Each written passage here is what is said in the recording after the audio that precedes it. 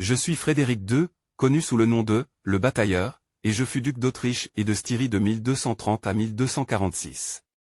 Mon époque était marquée par des conflits incessants et des luttes de pouvoir, et j'ai été, toute ma vie, un homme qui ne reculait devant aucun défi.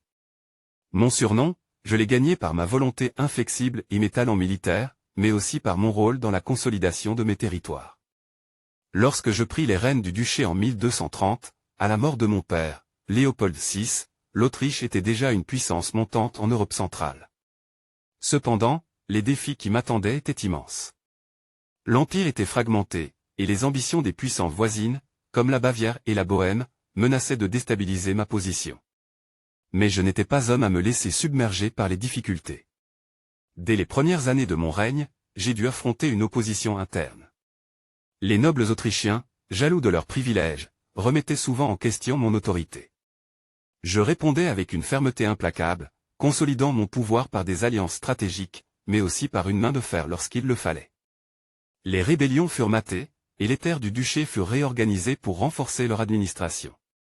J'ai également encouragé le développement économique, en particulier en stimulant le commerce et l'agriculture, afin de renforcer la prospérité de mes terres. Mes relations avec l'Empire romain germanique étaient complexes. L'empereur Frédéric II, bien qu'un allié nominal, était un homme énigmatique et imprévisible. Nous partagions le même prénom et, parfois, une même ambition, mais nos intérêts divergeaient souvent.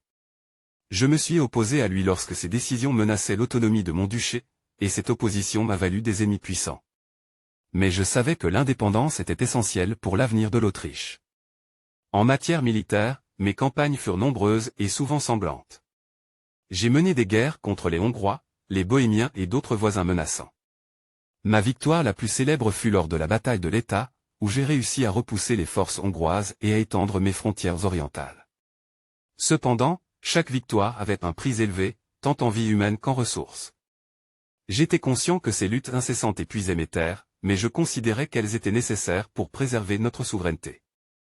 Mon règne fut également marqué par ma volonté d'assurer une succession solide à la tête du duché.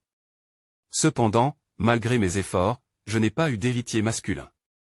Cette absence a plongé l'Autriche dans une période d'incertitude après ma mort en 1246, lors de la bataille de la Leta contre les Hongrois. Ce fut une fin tragique, mais je suis mort comme j'avais vécu, sur le champ de bataille, défendant mes terres. Aujourd'hui, on se souvient de moi comme d'un chef inflexible, parfois impitoyable, mais toujours déterminé à protéger l'Autriche.